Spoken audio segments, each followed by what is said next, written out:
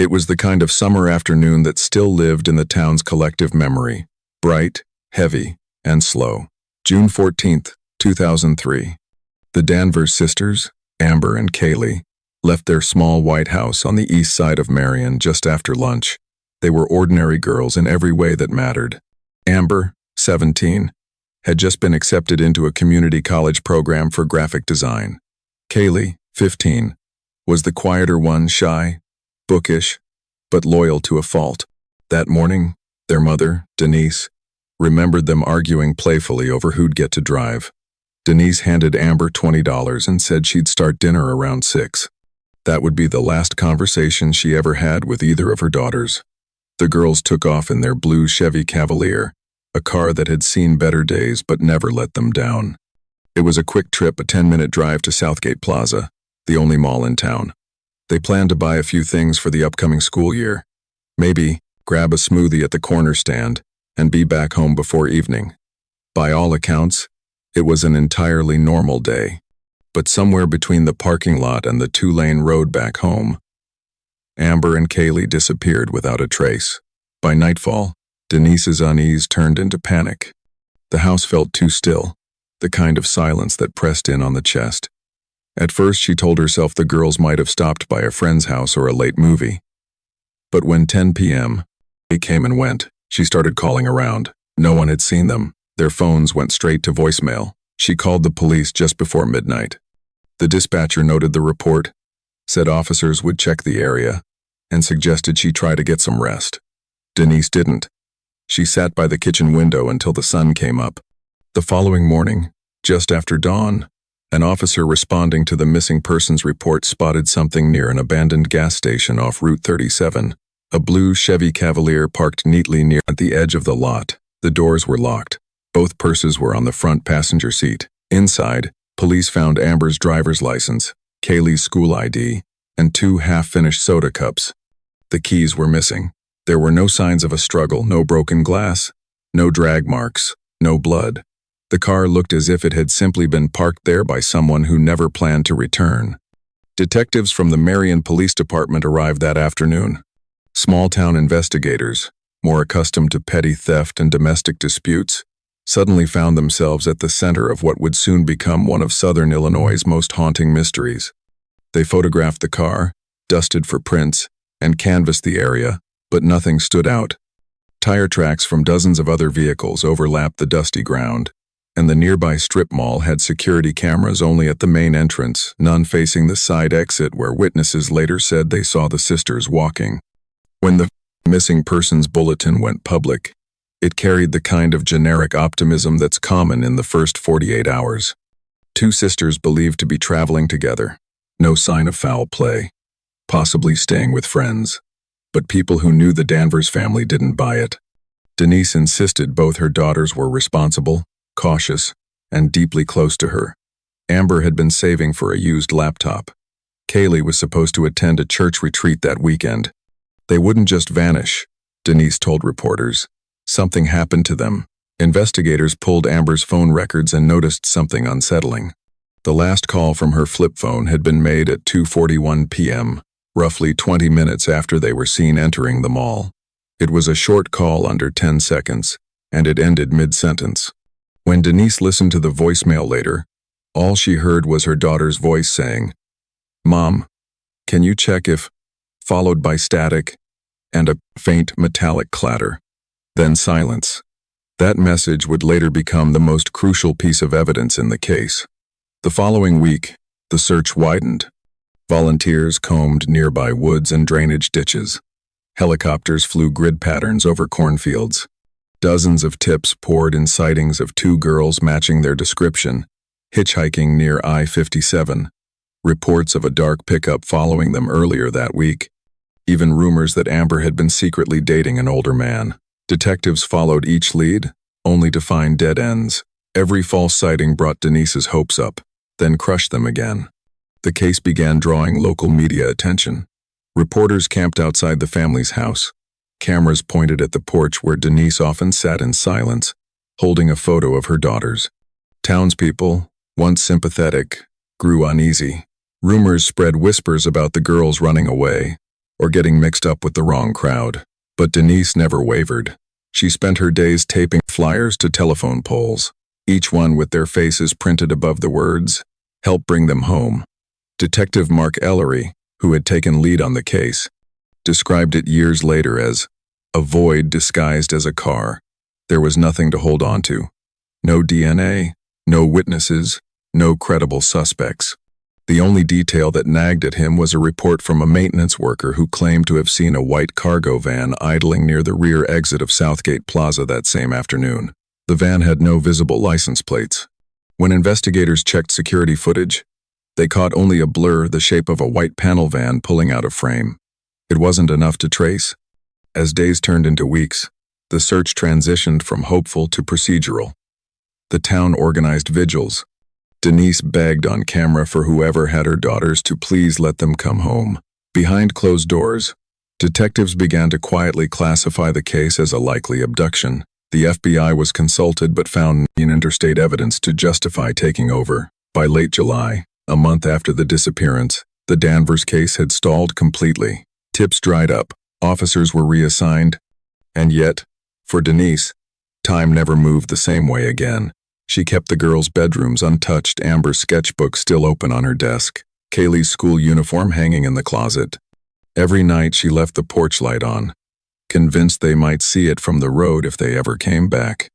Years later, neighbors would recall the sound of that porch light clicking on every evening, like a ritual she couldn't give up. But back in 2003, all anyone in Marion knew was that two sisters had vanished on a shopping trip in broad daylight, and that the longer they stayed missing, the stranger the story became. Because when detectives finally circled back to that abandoned gas station weeks later, they found something they'd missed the first time: a single fingerprint smudged on the car's trunk lid. It didn't match either sister. No one could have known it then, but that print and the phone call that ended mid-sentence would become the first faint threads of a truth that would not surface for 22 years. For weeks after the disappearance, investigators clung to what little they had: a car, a voicemail, and two missing girls who'd seemingly walked off the face of the earth. Then, 10 days into the search, a detective reviewing security footage from Southgate Plaza noticed something. The timestamp read 2:17 p.m. The Danvers sisters could be seen entering through the mall's west entrance, laughing, carrying purses. Nothing out of the ordinary. They stopped briefly at a boutique, then another store that sold accessories, and finally a department store near the rear exit. From there, the footage simply stopped. Between one camera's coverage and the next, they were gone. The mall's surveillance system was outdated, patchy, and grainy. Several cameras were either broken or positioned at odd angles, leaving large gaps in visibility. But one small detail caught the detective's attention in the far background of the last frame, showing the girls walking out. A white cargo van was idling near the loading docks. No markings, no logos. Just parked there, facing the exit they would have taken to reach their car.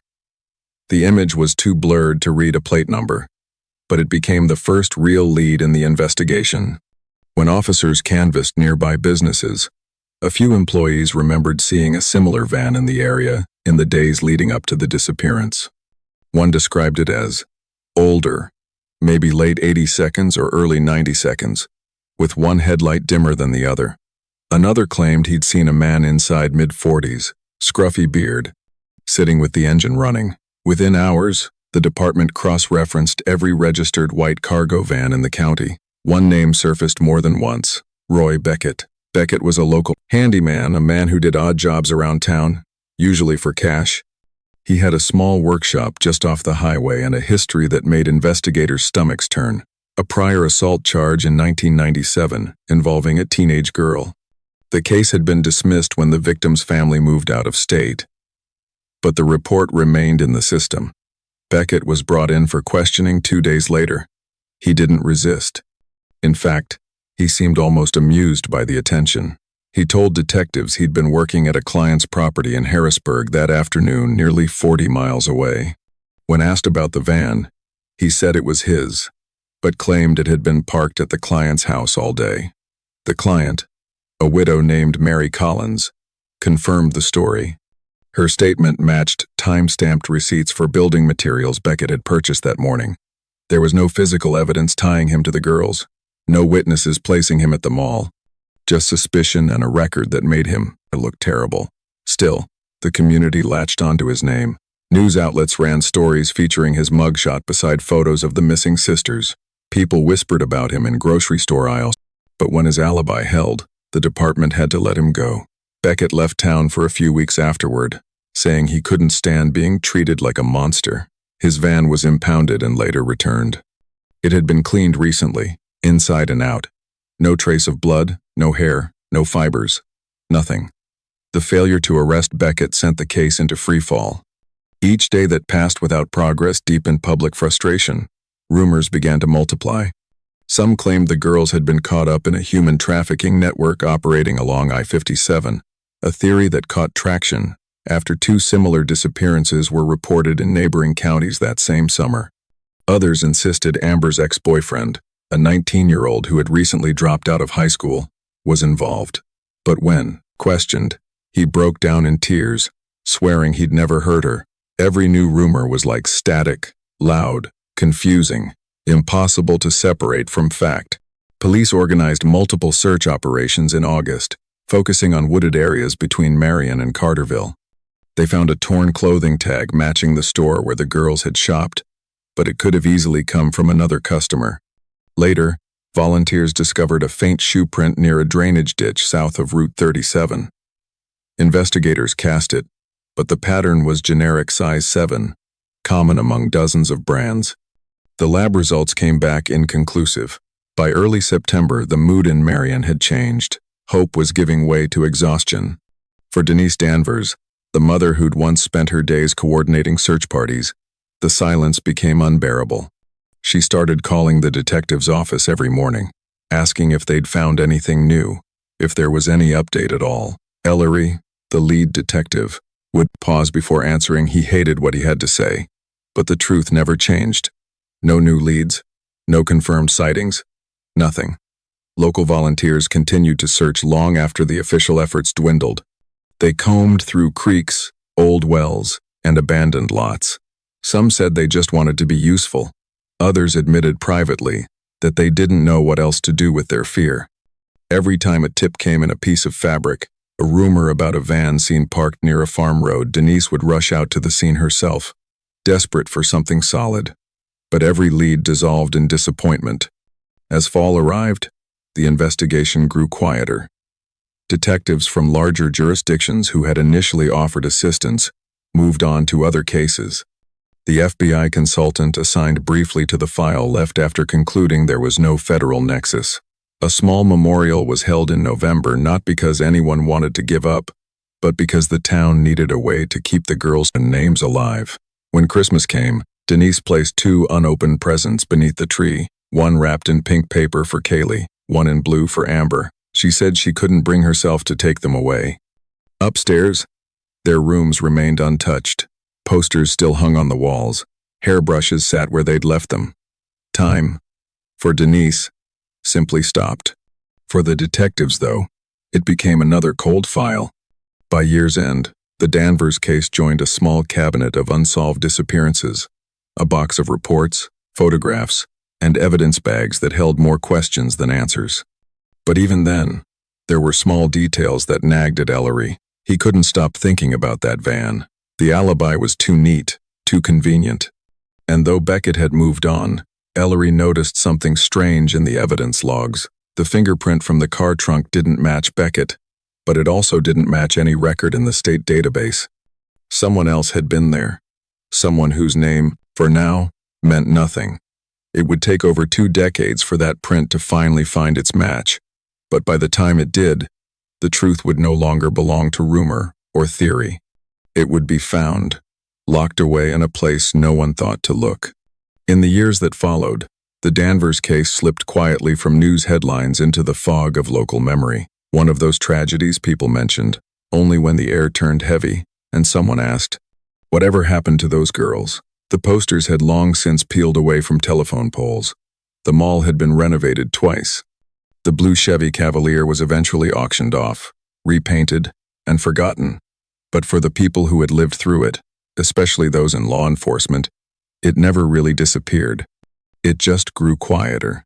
Detective Mark Ellery retired from the Marion Police Department in 2011 after 30 years on the job. He was older then, gray-haired and slower. But there were still nights when he'd wake up and walk down to his basement, where one battered cardboard box sat on a shelf by itself, the Danvers file. Inside were photographs of the sisters, the security stills, maps marked with circles from search efforts, and a copy of the forensics report from the Cavalier. He'd read them the way other men might read an old diary, turning each page like a confession. Ellery had handled dozens of cases in his career, but none that stayed with him like that one. Something about it felt unfinished, like a puzzle with just one missing piece. The town had moved on. Denise Danvers hadn't. For more than a decade, she continued her own search, writing letters to news outlets, cold calling retired officers, and even driving to small towns across southern Illinois whenever she heard about unidentified remains. Every year on June 14th, she left 2 candles at the entrance of Southgate Plaza, the same spot where her daughters were last seen. By 2016, her health had declined, the years of grief etched into her voice and her posture. That summer, she passed away quietly in her sleep, still believing her daughters might come home. When Ellery attended her funeral, he stood in the back, hat in hand, and couldn't shake the feeling that he'd failed her. The Danvers case officially remained cold. It had outlasted 3 police chiefs, a dozen detectives, and the slow digitization of evidence archives. By 2023, only a handful of people in Marion still remembered it vividly, Ellery among them. What none of them knew was that, just 20 miles away, a clue that could rewrite the entire story was sitting behind a rusted metal door. In the fall of that year, a self-storage facility on the outskirts of Harrisburg held a public auction. The owner had passed away, and dozens of unpaid units were being cleared. Most of what people found in those auctions was worthless broken furniture, old clothes, forgotten tools.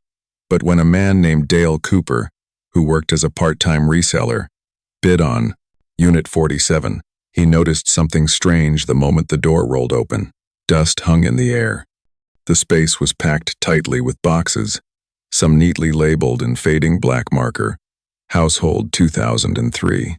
There were also tarps, old power tools, and a single decayed blue duffel bag pushed against the back wall.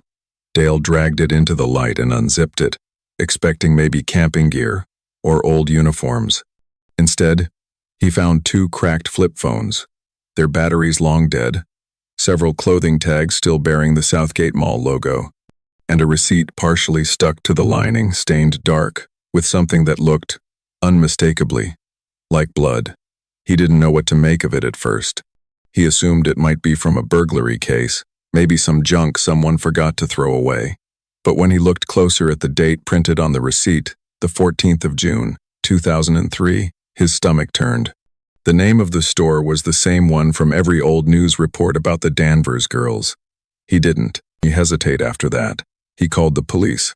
Detectives from the Harrisburg PD arrived within the hour, sealed the unit, and began processing it as a potential crime scene. The bag and its contents were sent to the state forensics lab, while officers started tracing the storage lease. The paperwork showed the account had been opened in late 2003 under the name Roy Beckett. For a moment, that name didn't mean much to the younger officers on scene. It was just a name from 2 decades ago. But to those who'd worked in Marion, it felt like an echo coming back through time. Word traveled quickly. When Ellery got the call that evening, he sat in silence for several seconds, unsure whether to feel relief or dread. The same man he'd questioned 20 years earlier, the one who'd walked free because of an airtight alibi, had been paying rent on a storage locker less than an hour from where the girls disappeared. And inside that locker were items that hadn't seen daylight since 2003. Police reopened the case officially the next day. The media picked up the story almost immediately, calling it a major break in one of Illinois' oldest unsolved disappearances. Forensic teams began re-examining every piece of recovered material with modern technology unavailable at the time of the original investigation. DNA testing was ordered on the duffel bag and the receipt.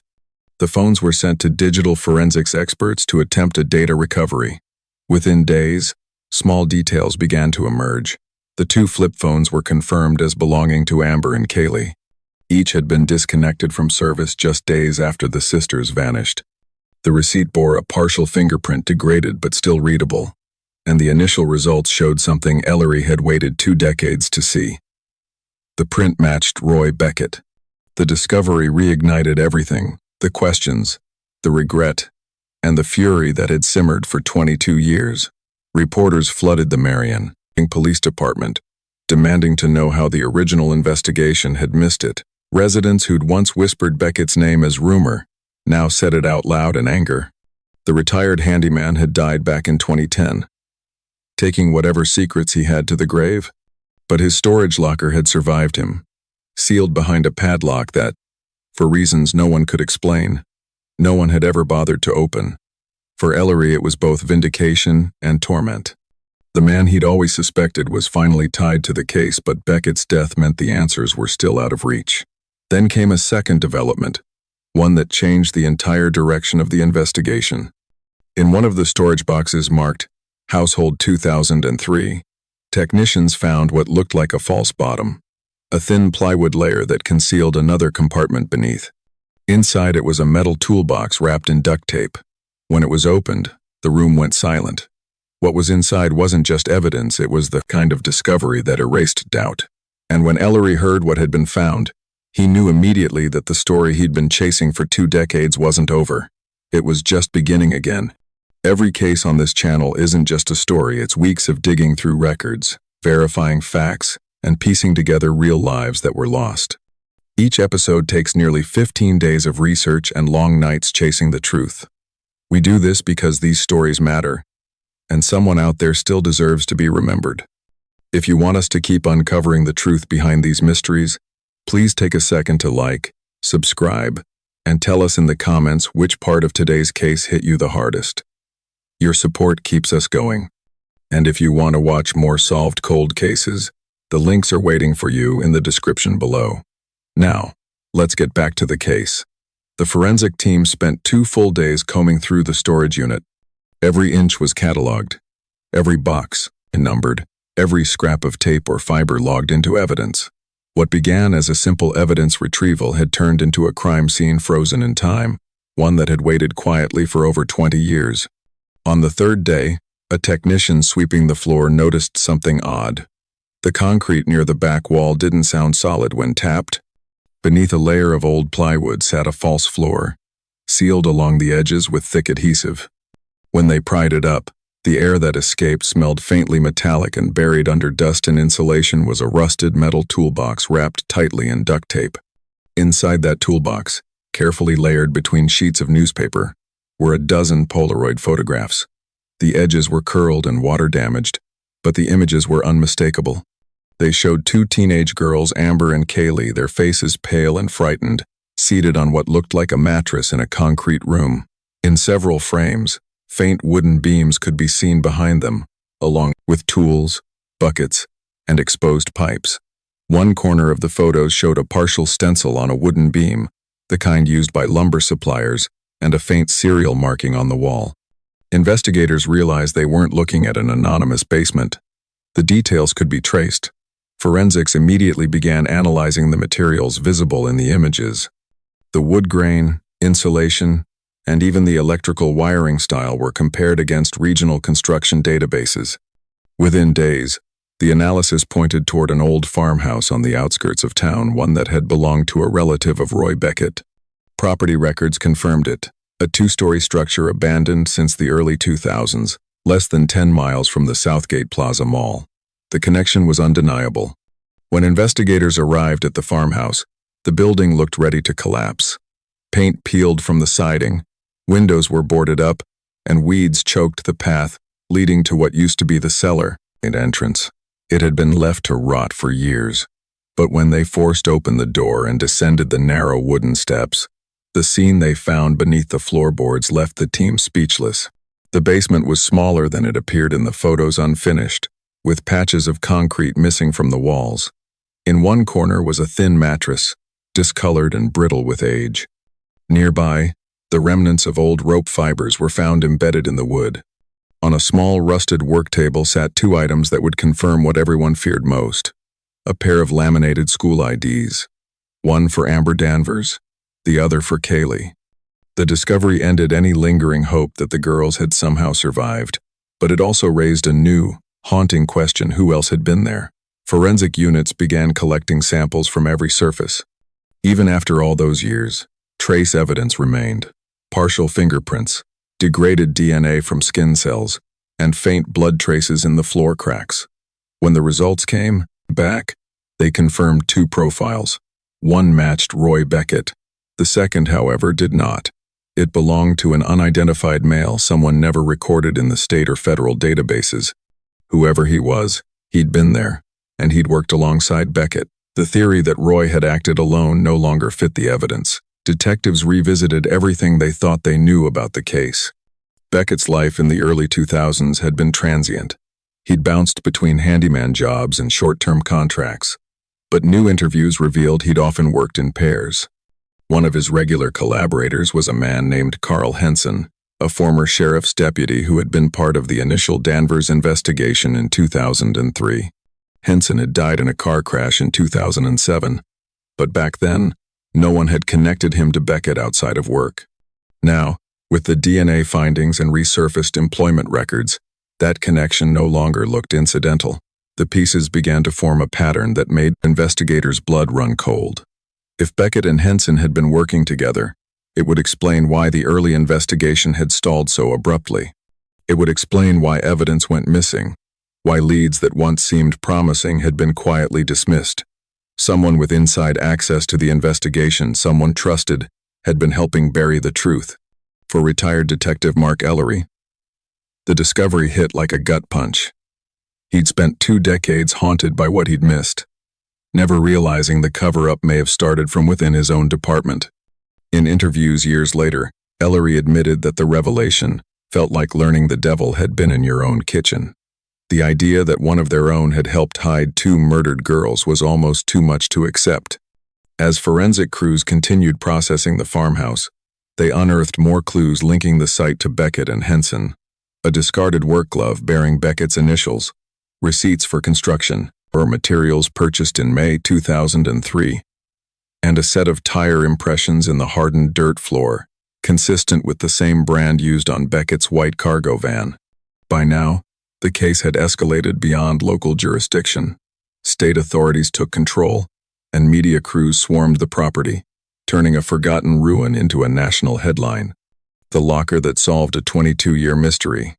One headline read, but behind the scenes, investigators weren't celebrating. They were staring at a question that refused to go away. Why keep the photographs? Why preserve the evidence instead of destroying it? Some believed Beckett had been saving proof of what he'd done, trophies of control. Others thought the photos were leverage, part of an unspoken pact between 2 men. But one theory made the most sense to Ellery.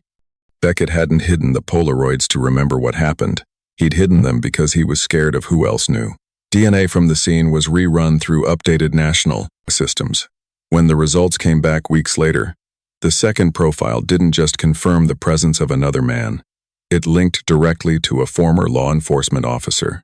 And though the report didn't list his name outright, Ellery didn't need to read further. He knew exactly who it was. The realization left him staring at the case file on his desk, the names of the 2 sisters written in faded ink. For 22 years, he'd blamed himself for not seeing the truth. But now, he understood the truth had been deliberately buried by the very people sworn to uncover it. And yet, even that revelation wasn't the end. Because somewhere, sealed inside the same locker, there was still more evidence waiting to be examined, evidence that would finally expose what really happened in that basement, and what it cost to keep it hidden. When the lab results came back, the room went silent. The DNA recovered from the farmhouse basement, trapped for 2 decades inside the wood grain, and fibers of a stained mattress didn't belong to any known criminal in the national database. But when investigators compared it to archived personnel samples from the Marion County Sheriff's Office, the match appeared instantly. It belonged to Deputy Carl Henson, a former officer who had worked the Danvers case in 2003 and who had died in a single vehicle crash just 4 years later. It was a revelation that didn't just reopen the case, it ripped it apart. Henson had been one of the first officers on scene the day the Danvers sisters' car was found near the old gas station. He was supposed to have filed the initial field report, but the case logs showed something that had never made sense before no report was ever submitted. The earliest official documentation started hours later, under Detective Ellery's name. No one had thought much of it at the time. Now, 2 decades later, it looked deliberate. Investigators began re-examining the early case files, the dispatch, records, the chain of custody logs. Small inconsistencies began surfacing, timestamps that didn't match, statements that had been edited, and pieces of evidence that were logged late or not at all. When they mapped out the first 48 hours of the original search, it became clear that Henson had quietly controlled the flow of information. He'd handled the first calls, the initial evidence collection, and the earliest witness interviews, and in each of those steps, he'd left just enough gaps to stall momentum without drawing suspicion. The more they dug into Henson's life, the more unsettling the picture became. Before joining law enforcement, he'd worked as a part-time contractor, doing small repairs and renovation jobs around southern Illinois. Records from the early 2000s showed several of those jobs had been done with Roy Beckett. They'd worked together on basement installations, plumbing, and drywall, often for cash. One of those jobs, documented in an invoice from April 2003, had been at the same farmhouse later found to contain the Polaroids and rope fibers. That detail reframed everything. The two men hadn't just known each other, they'd been working partners. And when the Danvers sisters vanished that June, both men were active in the same area, driving similar white vans. Detectives reconstructed the likely timeline using phone records, witness statements, and recovered materials. On June 14, 2003, Beckett had been at Southgate Plaza. He was familiar with the layout from previous maintenance work there. It's believed he approached the sisters under the guise of asking for help, maybe directions, maybe a dropped wallet or a fake mechanical issue. Whatever he said, it was enough to lower their guard. Investigators think he offered them a ride to a nearby store or repair shop. They likely got into his van willingly, not realizing the trap. Within hours, Beckett had them confined in the basement of the farmhouse he and Henson had renovated just weeks earlier. The photographs found in the locker were taken in that same room. Details in the background matched perfectly with the recovered site. The girls were alive when those pictures were taken. What happened afterward remained partially unknown, but blood evidence on the floor and surrounding beams told the rest of the story. Henson's involvement changed everything about how the crime was understood. He hadn't been there when the abduction occurred, but he'd known about it. The evidence suggested Beckett had panicked after the news spread, fearing discovery, and turned to the one person who could help keep it buried, a police officer.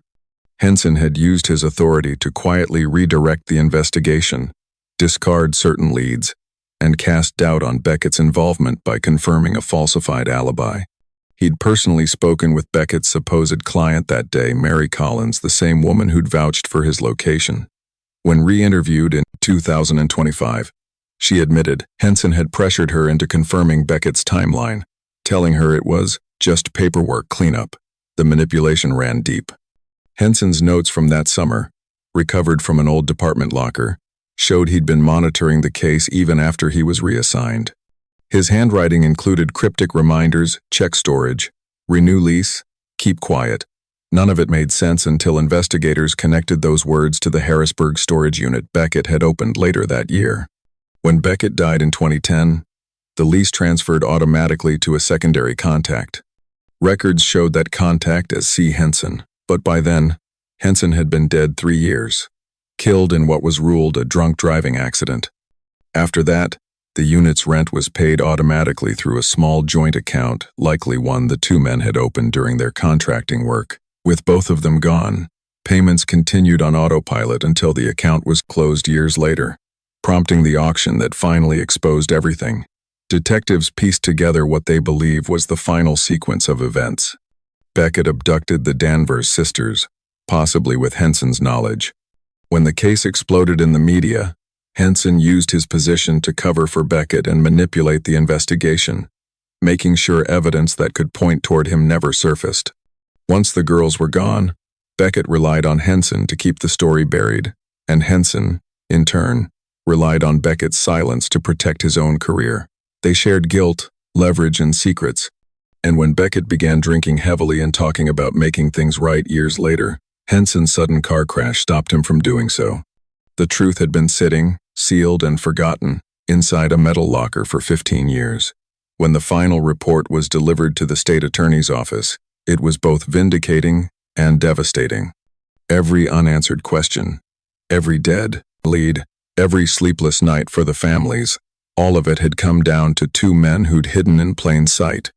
One, a predator who used his trade to lure two trusting teenagers. The other, a lawman who used his badge to erase the trail. For Detective Ellery, who'd carried the weight of the case for decades, the findings were hard to process. In interviews years later, he said the hardest part wasn't learning who'd done it, it was realizing how close they'd been the entire time. "We were looking for a monster," he said quietly. "Turns out we were working beside him." The case was officially closed in the spring of 2025, but the emotional fallout didn't end. Forensic teams were still identifying remains from the farmhouse site when the story broke nationwide. Communities that had once whispered about strange vans and runaways now learned the truth, that the evil had been orchestrated by one of their own, and that justice had been delayed not by incompetence, but by betrayal. Yet even as the case reached its grim conclusion, there was still one final chapter waiting, something found later in the same storage unit, sealed away beneath a layer of insulation that no one had thought to check. Something that would bring both closure and heartbreak to the Danvers family's story. By early spring of 2025, the case that had haunted southern Illinois for more than 2 decades was finally over. The press gathered in front of the Marion County Courthouse on a gray morning as state officials, detectives, and forensic analysts stood behind a wooden podium draped in blue cloth. For weeks, rumors had been circulating that the remains found at the old farmhouse belonged to the Danvers sisters, but no one had confirmed it publicly until that day. When the district attorney stepped forward and said the words, "positively identified," a hush fell over the crowd. Amber and Kaylee Danvers were finally coming home. The forensic report was painstakingly detailed. Investigators had recovered bone fragments from the soil near the collapsed well behind the farmhouse, buried less than 6 feet deep. DNA testing confirmed a maternal match to samples taken from their mother's hairbrush years earlier, samples that Detective Ellery had personally preserved long after the department had considered them irrelevant. Alongside the remains were pieces of clothing consistent with what the sisters had been wearing the day they vanished: a denim jacket, a red sweater, and fragments of jewelry. The medical examiner's findings were blunt but conclusive. Both girls had died within days of their disappearance. There were no surviving witnesses, no confessions, no one left to stand trial. Beckett was dead. Henson was dead. What remained were names on paper, fragments in soil, and a family that had spent half a lifetime waiting for the truth. At the press conference, cameras flashed as state officials summarized the evidence: the storage locker, the photographs, the DNA, the cover-up. Each detail unfolded like a wound reopening. Reporters asked about motive, but no one could give a definitive answer. Theories ranged from predation to panic, to the darker idea that Henson had used his position to shield his accomplice out of mutual guilt or shared control. But motive, Ellery said quietly afterward, no longer mattered. What mattered was that the girls were found. Standing near the back of the crowd that morning was Ryan Danvers, the sisters' younger brother. He had been 13 the summer they disappeared, just a boy who'd watched his mother unravel piece by piece. Now 35, he stepped up to the podium in his pressed shirt and trembling hands. His voice wavered as he read from a short statement, written on worn notebook paper. "For 22 years, he said, our family lived with a question that had no answer. My mom died not knowing where her girls went. But today, they're not missing anymore. They're home. I hope people remember them not as victims, but as the girls who never stopped trying to get home." Behind him, the courthouse flag hung at half-staff.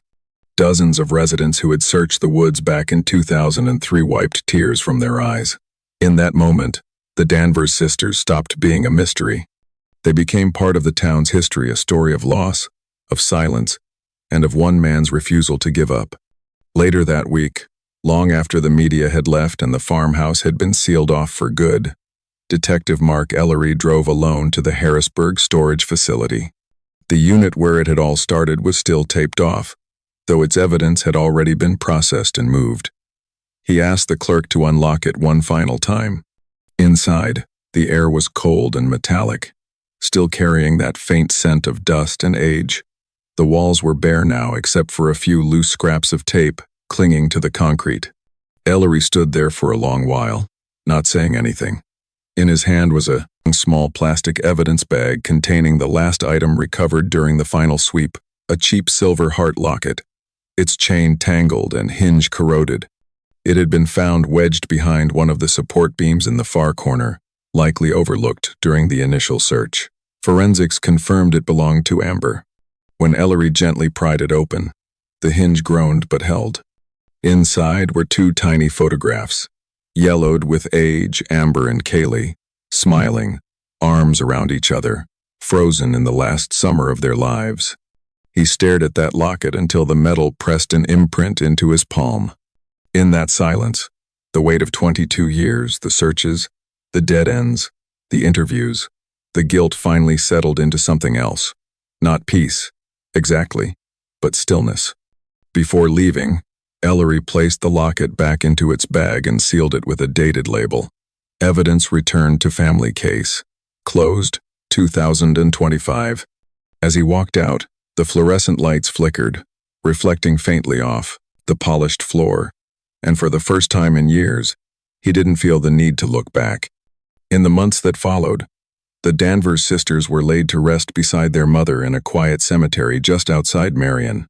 A new headstone was placed between them, engraved with a single line that read, "Together again, finally home." Some leave handwritten notes, others small trinkets, photos, and candles.